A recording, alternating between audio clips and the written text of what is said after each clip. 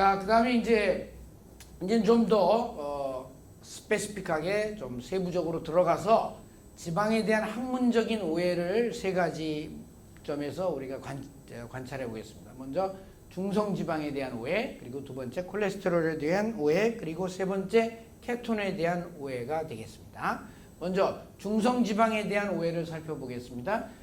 중성지방, 우리가 식이중성지방, 우리가 이런 동물성 지방이죠. 대표적인 게. 그럼 중성지방에는 물론 중성지방을 구성하고 있는 게 세 개의 지방산인데 포화지방산도 될 수 있고 불포화지방산도 될 수 있지만 대부분이 포화지방산이기 때문에 우리가 중성지방 하면 흔히 포화지방산에 대한 오해 개념하고 거의 같다고 보시면 되겠습니다.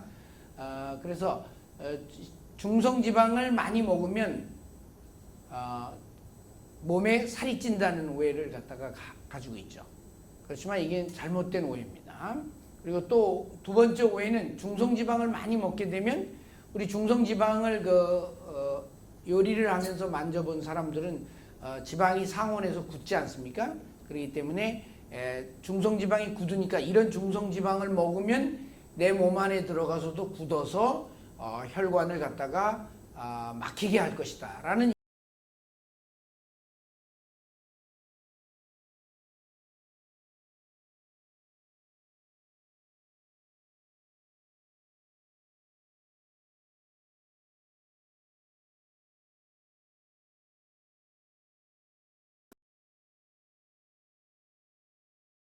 우리 몸에서 중성지방이 살이 찌는 게 이제 중성지방 레벨이 증가하는 건데요. 우리 몸속에서 중성지방 레벨이 증가하는 건 두 가지 이유 때문입니다. 식사로 중성지방을, 즉 다시 말해서 중성지방에는 아까도 말씀드렸지만 포화지방이 가장 큰 주류를 이루고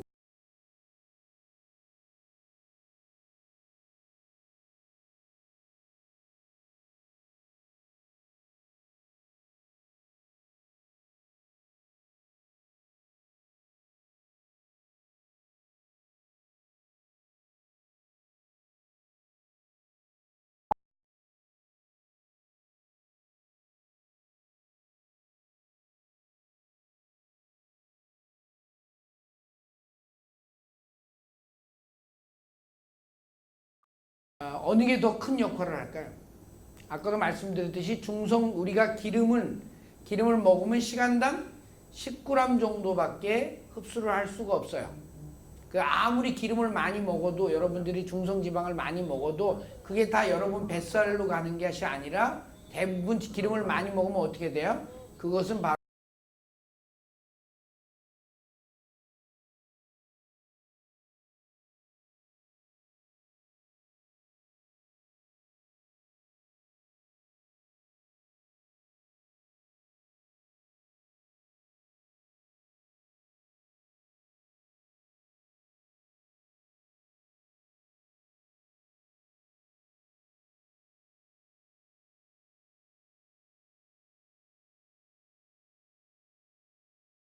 뱃살과 엉덩이살이 이렇게 많이 찐 내장의 비만이 많이 있는 거가 되겠는데요.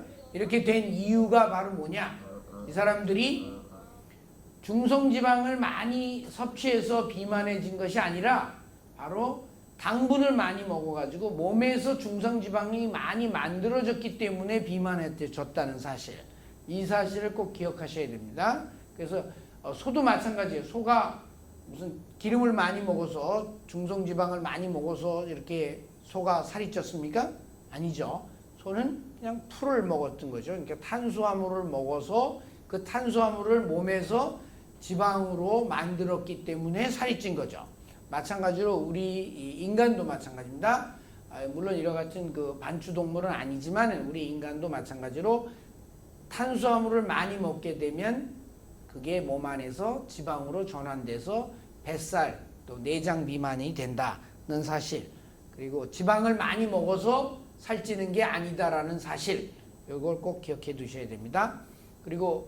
그래서 오히려 지방을 많이 먹으면 여러분 지방을 많이 드시면 체중이 빠집니다. 그 빠지는 이유가 뭐냐? 아까도 말씀드렸듯이 지방은 인슐린 분비를 자극하지가 않아요. 그렇기 때문에 인슐린 분비가 감소를 해서 지방 저장량이 줄어들고 지방이 오히려 분해량이 늘어나게 되겠죠. 그리고 아무래도 지방을 먹다 보면 당분을 적게 먹으니까 혈당과 글리코겐이 감소하고, 그다음에 글리코겐이나 이런 포도당이 잡고 있던 수분이 같이 빠지기 때문에 체중이 감소할 수밖에 없고요. 그 다음에 지방이 이 미토콘드리아에서 연료로 사용이 되게 되면 ATP를 만드는 그런 에너지 화폐를 만드는 데 사용되기도 하지만 언커플링이 돼가지고 열을 발생을 많이 하게 됩니다. 그래서 열 발생이 늘기 때문에 역시 살이 많이 빠지게 되고요. 또 케톤체가 생성되는데 이건 나중에 말씀드리겠습니다. 케톤이 소변이나 호흡을 통해서 빠져나가기 때문에 그냥 칼로리 덩어리들이 연소되지 않고 빠져나가니까 당연히 체중이 빠지게 되겠죠. 그래서 여러분들이 꼭 기억하셔야 될 건 여기서 지방을 많이 먹으면 체중이 빠진다 하는 사실 꼭 기억해 두시기 바랍니다. 그 다음에 중성지방에 대한 또 오해 두 번째가 뭐라고 그랬습니까? 아까 제가 중성지방은 상온에서 고체 상태니까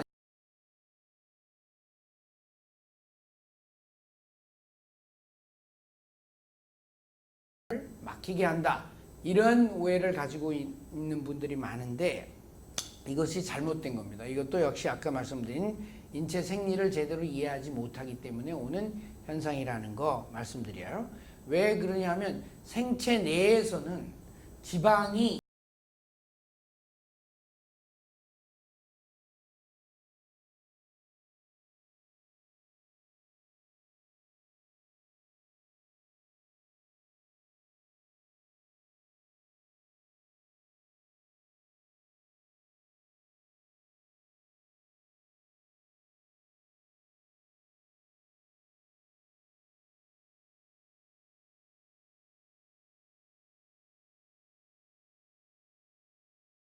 혈액성이 이렇게 둥둥 떠다니는 일은 거의 일어나지 않는다. 이런 점 꼭 이해하셔야 됩니다. 그래서 여기 보시는 게 이제 지방을 운반하는 지단백의 그 모양입니다. 지단백은 이것처럼 안에 중성지방이나 콜레스테롤이나 이런 것들을 갖다가 그 세포막을 이루는 이중막이 이렇게 싸고 있는 그런 구조로 되어 있습니다. 그렇기 때문에 안에는 이제 물과 친하지 않은 소수성 물질이 들어가 있고요. 바깥에 친수성 그 단백질로 이렇게 딱 되어 있기 때문에 이것이 그 혈액 속에서 잘 그 융화되면서 지방을 운반하는 운반체 역할을 한다는 점 꼭 기억해 주시면 되겠습니다. 그러면 이제 만약에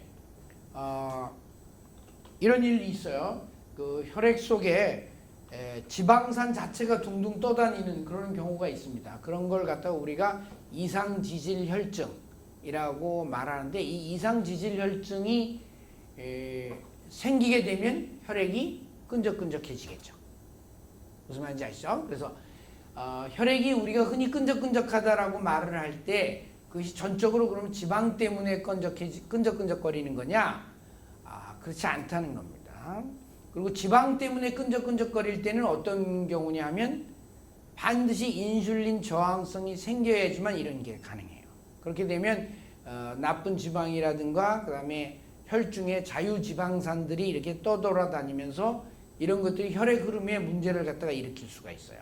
그렇게 되면 예를 들어 자유지방산이 혈액 속에 떠다닌다 그러면 큰 혈관을 막는 게 아니라 아주 가는 모세혈관들이죠. 이런 가는 모세혈관 속에 박히게 되면 역시 마찬가지로 혈액하고 지방산하고가 이렇게 물과 기름이 섞이지 않고 분리되듯이 자유지방산이 떠다니게 되면 가는 모세혈관에서는 순환장애를 갖다가 일으킬 수가 있다. 그렇기 때문에 이제 이런 경우를 갖다가 우리가 해결하기 위해서 과거 우리 조상들은 뭐 어떻게 했습니까?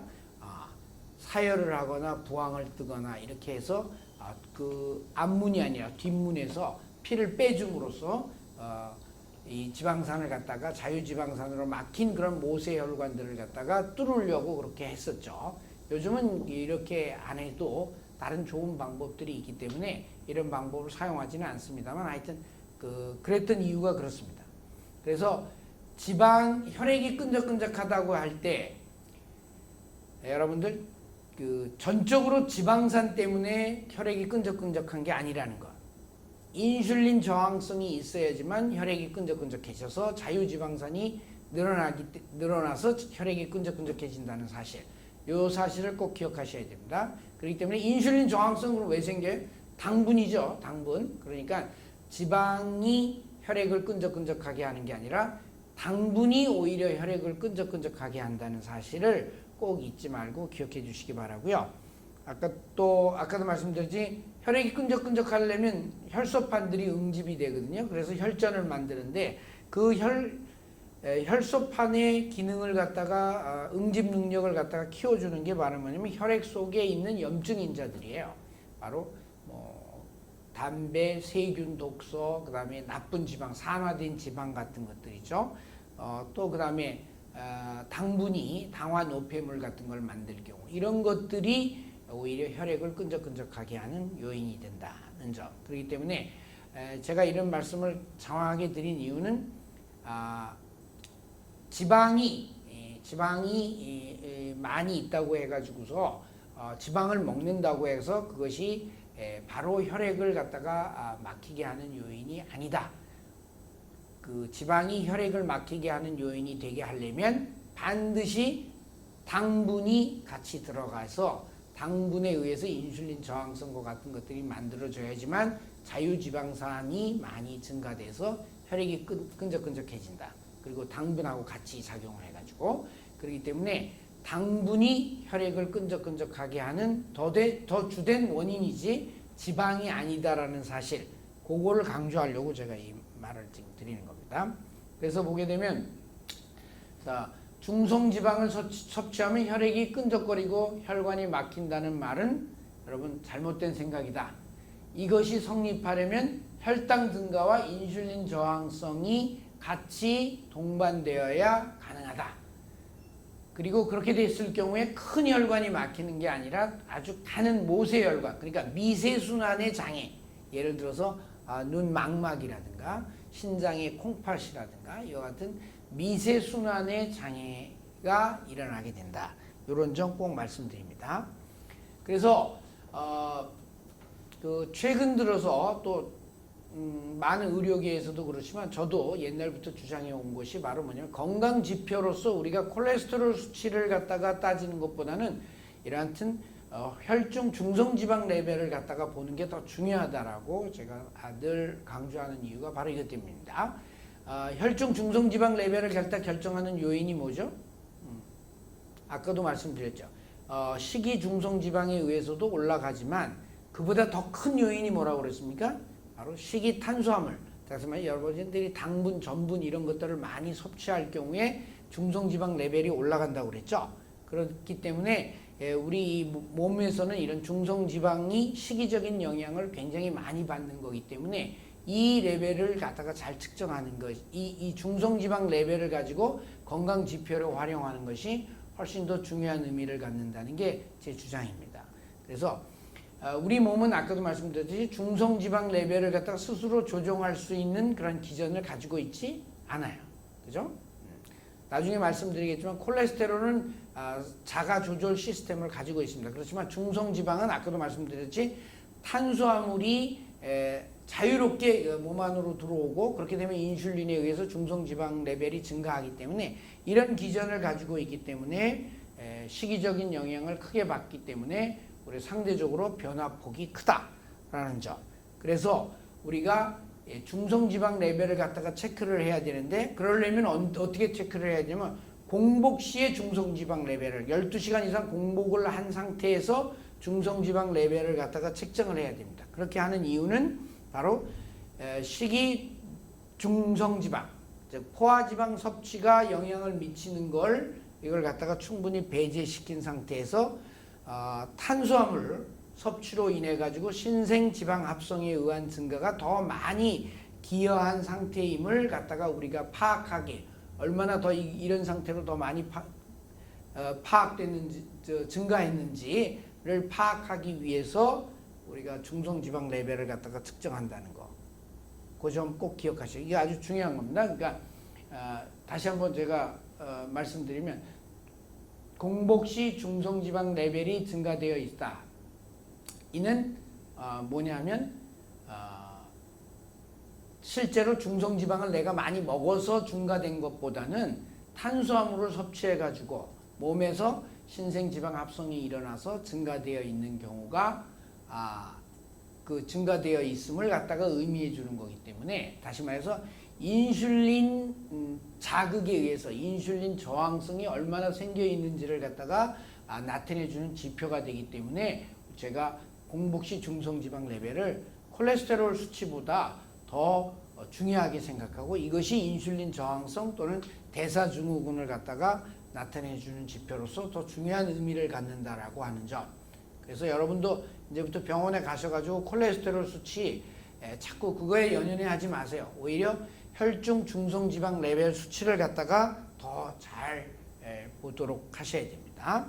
그러면 혈중 중성지방 레벨이 증가되어 있다 그러면 뭐예요?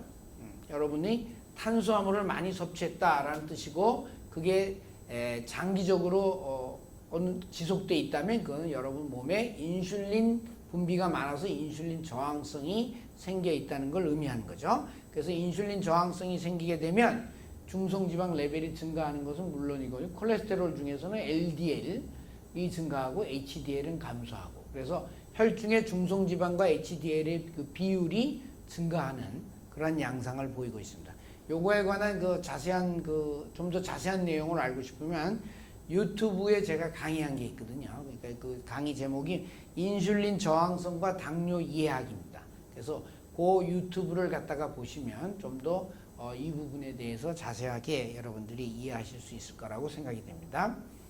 그러면 여러분들이 이제 혈중 중성지방 레벨이 증가돼 있어요. 그럼 어떻게 해야 돼요? 여러분 몸에 인슐린 저항성, 대사증후군 같은 것이 있음을 나타내 주기 때문에 그걸 낮춰야 되겠죠.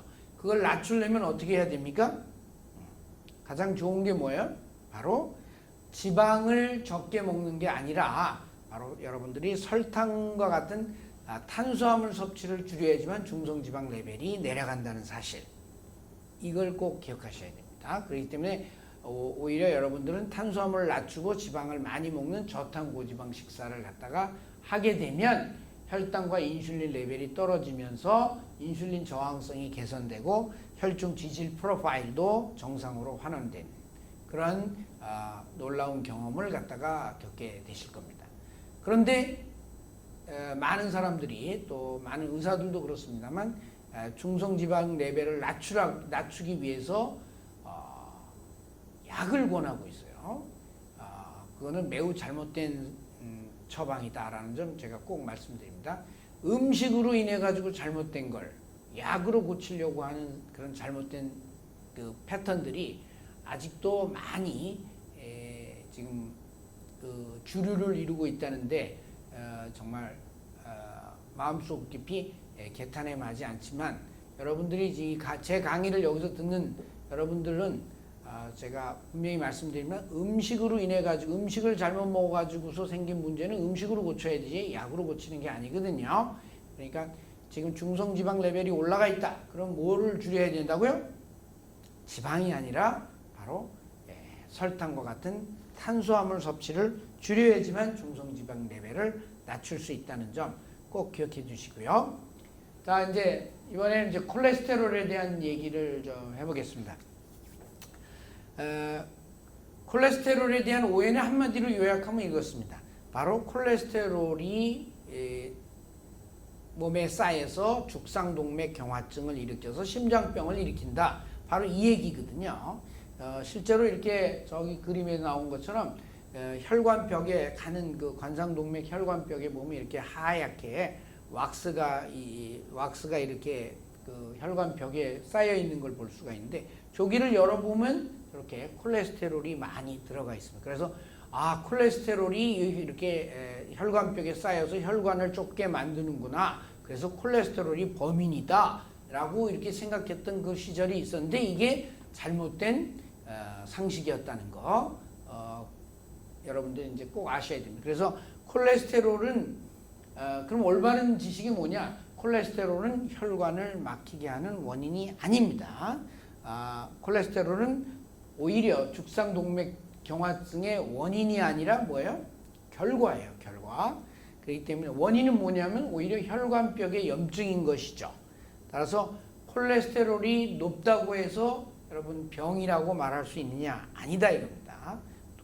오히려 이 콜레스테롤은 나중에 말씀드리겠지만 몸에서 매우 소중한 거기 때문에 콜레스테롤 레벨이 낮은 게 오히려 더 문제가 돼요. 그런데도 불구하고 콜레스테롤이 높아서 그러니까 콜레스테롤이 죽상동맥경화증을 갖다가 일으키고 있다라고 말한 게 지금까지 그 심장 전문의들이나 심장학회들 그리고 관련 업계들이 주장해온 그런 콜레스테롤 사기 거짓말이었습니다. 여러분들 이런 걸 갖다가 더 이상 믿으시면 안 돼요. 그리고 그래서 콜레스테롤을 갖다가 떨어뜨리기 위해서 인위적으로 막 약물을 사용을 해가지고 콜레스테롤을 떨어뜨리려고 하는 그 뭐죠? 그 여러분들이 많이 먹고 있는 그 고지혈증 약 이런 고지혈증 약을 갖다가 많이 먹는 거 이거 매우 잘못된 그런 처방이다라는 점 제가 분명히 이 자리에서 말씀드립니다. 그 이유는 제가 말씀드렸죠. 콜레스테롤은 우리 몸에서 너무 소중한 물질이기 때문에 사람을 포함해서 모든 동물들이 콜레스테롤을 자체적으로 생산을 하고 있어요. 우리 사람의 경우에는 하루에 약 3,000mg 정도, 간에서 2,000mg, 다른 세포에서 한 1,000mg에서 3,000mg 정도를 자체적으로 생산하고 있다고요. 자체적으로 생산하고 있다는 말은 몸에서 그것이 없으면 안 되기 때문에 매우 필요한 물질이기 때문에 자체적으로 생산한다는 거죠.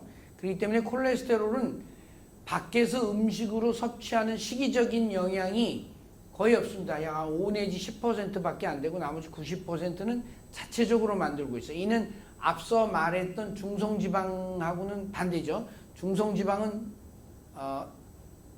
제가 어떤다고 그랬습니까? 중성지방 레벨은 우리가 먹는 음식의 영향을 많이 받는다고 그랬죠. 특히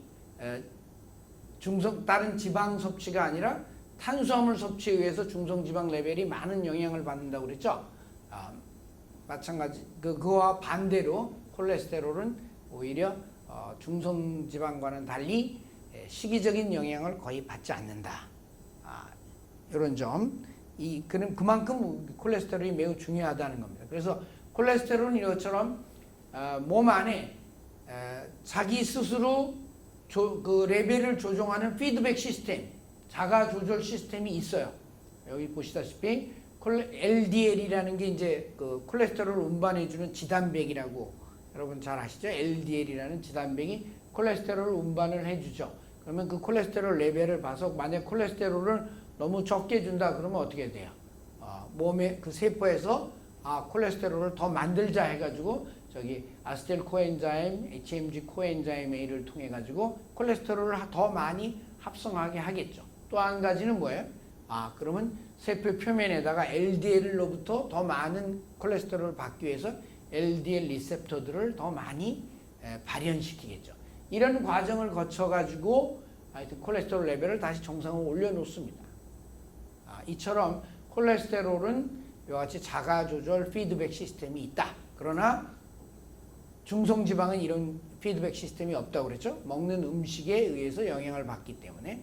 그래서 제가 혈중 중성지방 레벨을 콜레스테롤보다도 더 중요한 건강 지표로 사용을 해야 된다. 왜냐하면 그 사람이 잘못된 식생활을 하고 있는지 아닌지를 판단하는 기준이 콜레스테롤이 아니라 바로 중성지방이라는 점. 이런 점 때문에 그렇다는 거 꼭 말씀드리고요. 이건 뭐 같은 얘기입니다. 우리 몸속에는 콜레스테롤 풀이 있다. 그 풀은 90 내지 95%는 자체적으로 생산한 것이고 식이적인 영향은 약 5 내지 10%밖에 안 된다. 그런 점이 있다는 점 말씀드리고요. 그 다음에 콜레스테롤도 중성지방과 같이 이동을 할 때 포장을 하게 됩니다. 콜레스테롤도 점막에서 흡수될 때 또 뭐 예를 들어서 다른 쪽으로 모세혈관을 통해서 세포 속으로 이동할 때 이때 1차 포장이 되는 게 바로 에스테르화 되는 거죠. 에스테르화 돼가지고서 콜레스테릴 에스테르 이렇게 만들어져 가지고 이동을 하게 되고 이것이 이제 혈액을 타고서 좀 더 대량으로 이동을 할 때는 2차 포장이 돼야 되는데 그게 바로 지단백에 의해서 쌓여서 이동하는 거다라고 말씀드린 것 중성지방과 똑같습니다만은 중성지방은 주로 지단백이 VLDL이라는 지단백을 타고서 이동을 하고 콜레스테롤은 LDL이라는 그런 지단백을 타고 이동하게 된다. 그렇기 때문에 그런 차이를 갖다가 이해를 하시면 되겠고, 콜레스테롤이 왜 이만큼 중요한 역할을 하는지가 여기 나와 있습니다. 이거는 제가 다른 강의에서도 많이 했기 때문에 그냥 넘어가겠는데, 하여튼 세포막을 구성하고 각종 스테로이드 호르몬과 비타민 D를 갖다 합성하는 원료가 되고 담즙을 생산하는 데도 중요한 역할을 하고요. 또 세균 내독소 같은 거가 들어왔을 때 그 독소를 중화시키는 작용도 하고, 또 혈관에 파열이 있을 때, 혈관 내피세포가 파열이 있을 때 그 혈관 파열을 방지하는 반창고 역할을 한다는 등 매우 중요한 역할을 하고 있기 때문에, 이런 콜레스테롤을 우리가 약물을 사용해 가지고 인위적으로 낮추려고 하는 그런 행동을 해서는 안 된다는 점 제가 다시 한번 분명히 말씀드립니다. 실제로 그러면 우리가 콜레스테롤에 대해서 잘못된 그 생각을 많이 가져왔는데, 이게 이제 문제가 있었다는 게 이제 지금 바로 잡히고 있죠. 보시면 그 역사적으로 보면 우선 1970년대에 콜레스테롤이 심장병을 갖다가 일으키는 원인이다, 죽상동맥경화증의 원인이다, 이렇게 말해왔던 그 시절에는 콜레스테롤이 모든 그 심장병의 주범이었습니다. 그래서 1984년도에는 타임즈 표지에 이 콜레스테롤이 아주 나쁜 놈으로 이렇게 묘사돼서 나왔죠. 그러다가 이제 이 저지방 시대를 우리가 쭉 경험하면서 오히려 성인병이 더 늘고 심장병이 늘고 해서 뭔가 잘못됐다는 걸 갖다 깨닫게 나고 나서 1999년도에 가서 콜레스테롤이 그렇게 나쁜 역할을 하는 게 아니다라는 걸 갖다가 깨닫게 돼서 1999년도 타임즈 그 제호에 나온 게 이 콜레스테롤은 이제 그게 나쁜 게 아니라 좋은 거다라고 이렇게 이미지가 바뀌어서 이렇게 실렸죠. 그리고 2014년도에 와서는 이제 콜레스테롤을 포함해가지고 포화지방, 중성지방을, 건강한 중성지방을 섭취하는 것이 오히려 건강에 좋다라는 정도까지로 이렇게 발전을 해왔습니다. 이와 같이 이 시대에 따라서 여러분들이 알고 있던 잘못된 상식들이 이렇게 많이 바로잡혀져 가고 있다는 거, 지방에 대한 오해가 풀리고 있다는 사실 여러분들이 꼭 기억해 주시기 바랍니다. 그래서 드디어 2015년도에 미국 그 정부에서 발행하는 그 식사 가이드라인이 있는데, 여기에서 콜레스테롤 섭취를 갖다가 제한할 필요가 없다라고 이렇게 발표를 했어요. 그 전까지는 하루에 그 300mg 콜레스테롤을 먹는 걸 갖다가 금했는데 이 제한을 풀어버렸어요. 다시 말해서 이 말은 여러분들이 하루에 콜레스테롤을 제한 없이 마음껏 먹어도 된다, 이런 얘기예요. 그러니까 달걀이라든가 예를 들어서 새우라든가 뭐 여러 가지 콜레스테롤이 많은 그런 음식들, 육류라든가 이런 걸 제한 없이 먹어도 된다는 그런 내용이 되겠습니다. 그래서 이만큼 많이 바뀌었다는 사실을 알아두시고, 그렇지만 아직도 중성지방 섭취에 대한 제한은 남아 있어요. 그 이유는 뭐냐면, 우리가 장사슬 포화지방을 갖다가 많이 섭취를 하게 되면 아무래도 친염증성 불포화지방산의 섭취가 증가를 하게 되겠죠. 그리고 또 한 가지는 전체 합의 1인 구조에서 포화지방과 불포화지방이 서로 경쟁을 하게 돼요. 포화지방이 많으면 불포화지방이 아무래도 줄어들게 되죠. 그래서 너무 포화지방을 많이 섭취를 하게 되면 다른 항염증성 불포화지방산의 비중이 상대적으로 줄어들기 때문에 이런 경쟁 관계가 있다는 사실을 고려를 해서 아직까지 중성지방에 대한, 다시 말해 포화지방에 대한 섭취 제한은 풀지 않고 있는 그런 단계다라는 점 여러분들이 꼭 이해를 해 두시면 되겠습니다. 자, 이거는 이제 콜레스테롤 레벨과 콜레스테롤, 이게 이제 여기 나왔죠. 164개국에서 콜레스테롤 레벨과 사망률과의 관계를 갖다가 따진 건데, 여기서 보면 콜레스테롤 레벨이 200에서 240일 때가 가장 사망률이 적다는 겁니다. 그러니까 여러분들이 콜레스테롤을 갖다가 200 이하로 막 낮추려고 이렇게 하면 여기 보시면 오히려 사망률이 급격하게 증가하는 걸 느끼실 수 있죠. 그렇기 때문에 콜레스테롤을 갖다가 인위적으로 떨어뜨리려고 하지 말아라. 만약에 콜레스테롤을 떨어뜨리고 싶으면 어떻게 해야 돼요? 약으로 떨어뜨리는 게 아니라 여러분 음식을 조절해서 떨어뜨리는 방법을 사용해야 한다. 바로 이 점을 제가 말씀드리기 위해서 이걸 보여주는 거가 되겠습니다.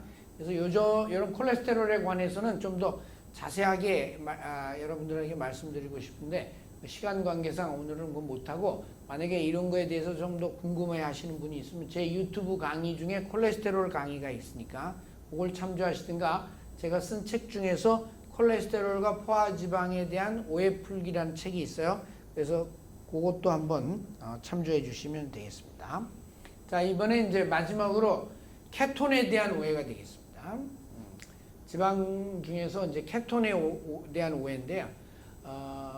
그 사람들이 케톤하면 케톤이 기근, 즉 굶주림의 지표다라고 이렇게 알고 있는 경우가 많습니다. 그러나 엄밀히 말하면 탄수화물을 적게 먹었다는 거에 지표가 되겠죠. 그죠? 그러니까 굶주린 게 아니라 다른 단백질 지방을 많이 먹으면 케톤 레벨 수치가 올라가기 때문에 굶주린 건 아니죠. 그렇지만 탄수화물을 적게 먹었다는 거에 지표가 된다는 게 이게 올바른 이해가 되겠고요. 또 케톤은 두 번째 오해는 뭐냐? 케톤은 에너지원이 되지 못한다.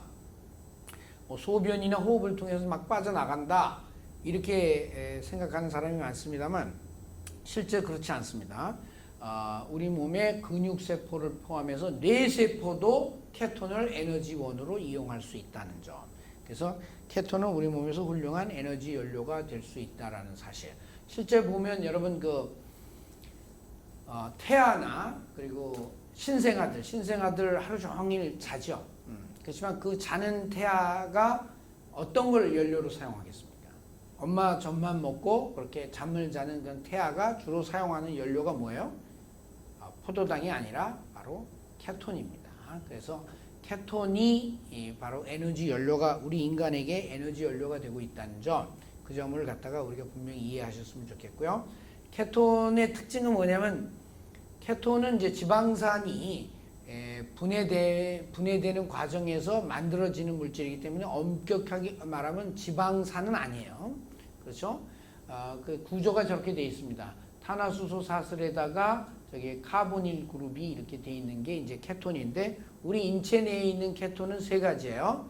아세토아세테이트, 그 다음에 베타하이드록시 뷰티레이트, 그리고 아세톤. 이 세 가지가 우리 몸의 인체에 있는 그런 케톤체가 되겠는데, 이 케톤체는 그 분자량이 포도당하고 거의 비슷비슷하기 때문에 뇌를 싸고 있는 막이 있죠. 그걸 갖다 우리 블라드 브레인 베리어, 혈액 뇌 방어벽이라고 그러는데, 그걸 갖다가 쉽게 통과해서 중추신경 조직 내로도 들어가서 거기에서 연료로도 사용될 수 있다라는 점.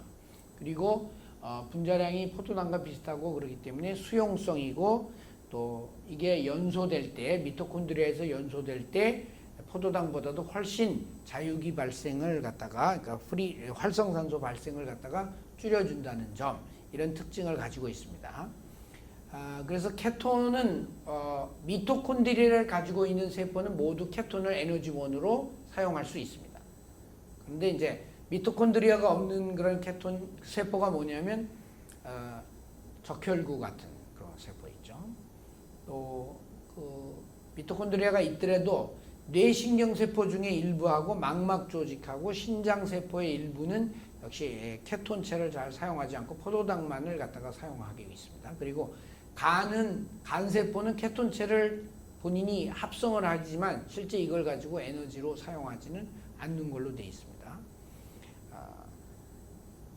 그래서 제일 중요한 문제는 이제 뭐냐면, 왜 그 케토제닉 다이어트라고 해서 케톤을 만들어내서 몸을 케톤이 생성하는 방향으로 이렇게 몰고 가는 그런 대사를 갖다가 유지해도 우리 인간들이 더 죽지 않고 또 건강하게 살 수 있느냐, 이거를 논할 때 가장 크게 이제 관심사로 등장하게 되는 내용이 바로 이제 뇌세포가 케톤을 갖다가 사용할 수 있느냐 없느냐 하는 이런 이슈가 되겠는데요. 뇌세포는 포도당하고 흔히들 많은 사람들이 뇌세포는 포도당만을 갖다가 에너지로 사용한다라고 되어 있는데, 그게 그렇지 않습니다. 뇌세포도 포도당을 물론 선호하긴 하지만 케톤을 에너지 연료로 사용할 수 있다는 사실, 요걸 여러분들이 꼭 기억을 하셔야 됩니다. 그래서 만약 우리가 3일 동안 금식을 하겠다 그러면은 포도당 레벨이 혈당이 이제 거의 없으니 공급이 안 되니까 케톤으로 에너지원을 갖다가 사용을 한다. 그게 그래서 최대 얼마까지 가능하냐? 뇌가 사용하는 에너지의 60%까지를 갖다 케톤으로 대체할 수 있는 걸로 이렇게 돼 있습니다.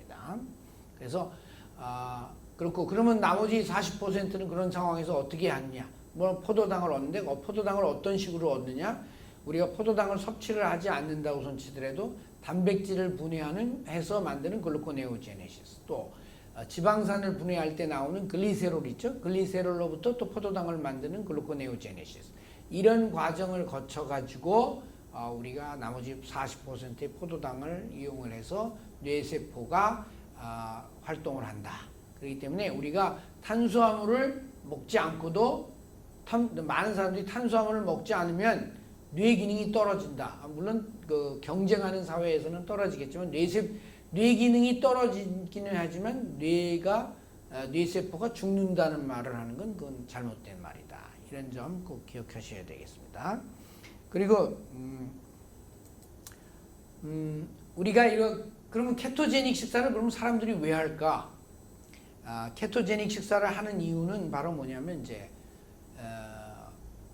지금까지 이 포도당에 비해서 이 케톤이 에너지 생산 효율이 좀 훨씬 더 높습니다. 같은 분자당 ATP를 만들어내는 비율이. 그리고 케톤을 연소하게 되면은 활성산소 발생률이 또 줄어들기 때문에 미토콘드리아의 산화적 손상을 갖다가 덜 주죠.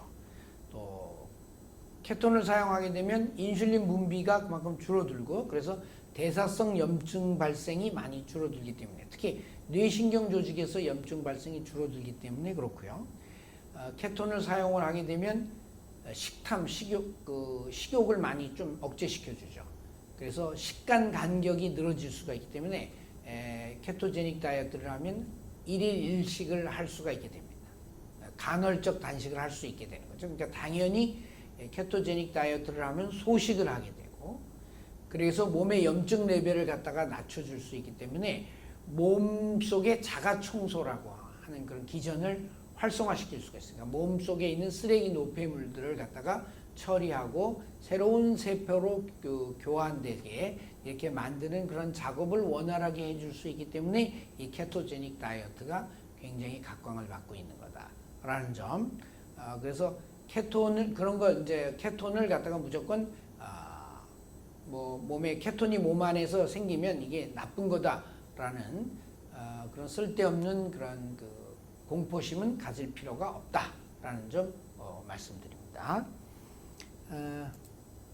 그래서 이제 저는 이제 그 여러 가지 만성 질환자들을 갖다가 다 치료하는데요. 그 만성 질환자를 치료하는 게 한 가지 공통점이 있습니다. 그게 바로 뭐냐면, 여러분 몸 속에 있는 각종 노폐물 쓰레기들을 갖다가 모두 다 특히 염증 물질들을 갖다가 다 없애줘야 되고요. 그렇게 하는 작업을 하면서 동시에 제가 말씀드렸듯이 이와 같은 그 저탄 고지방 식사를 통해서 약간의 케톤이 형성되게끔 이렇게 유도를 하거나, 또는 식사를 갖다가 이제 가능한 한 소식을 시키고 장기적으로는 간헐적 단식을 갖다가 유도하는 방법으로 이렇게 하게 되면 여러분들이 여러 가지 만성 질환자들을 갖다가 다 쉽게 고칠 수가 있습니다.